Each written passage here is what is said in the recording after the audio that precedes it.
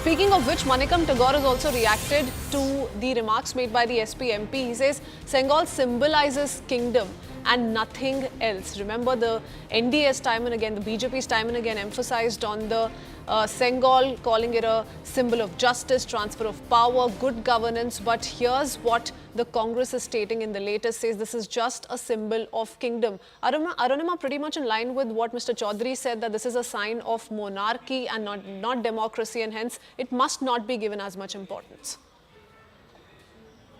And it's interesting that it's coming in from Manikam Tagore, because you know he's from Tamil Nadu, and that Tamilian sentiment is what the Bharatiya Janata Party tried to showcase when the controversy over Senegal first erupted. But for Manikam Tagore to come out and just put it out in black and white, as he claims, he says that this is not a symbol of anything but just your kingdom. It's a symbol of monarchy and not of a democracy.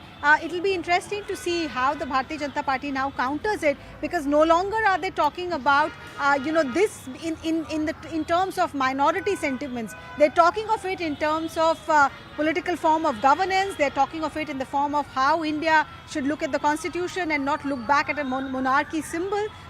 We're waiting to see how the BJP reacts.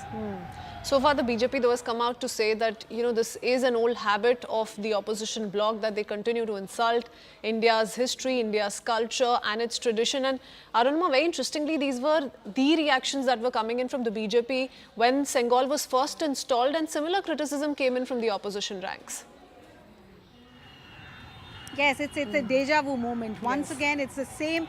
And suddenly all of us are not talking about what the president said, whether NEET issue will be addressed or not, whether there will be more jobs or not, whether price rise will be addressed or not. The talking point has suddenly become Senegal. And that's also something that the opposition has often chided the treasury benches, and also some of us, for example, the opposition has always said that the treasury has utilized various platforms, including the media, to take the discussions away from issues relevant to people and taken it away from issues that matter. Senegal is one more of that issue as per the opposition.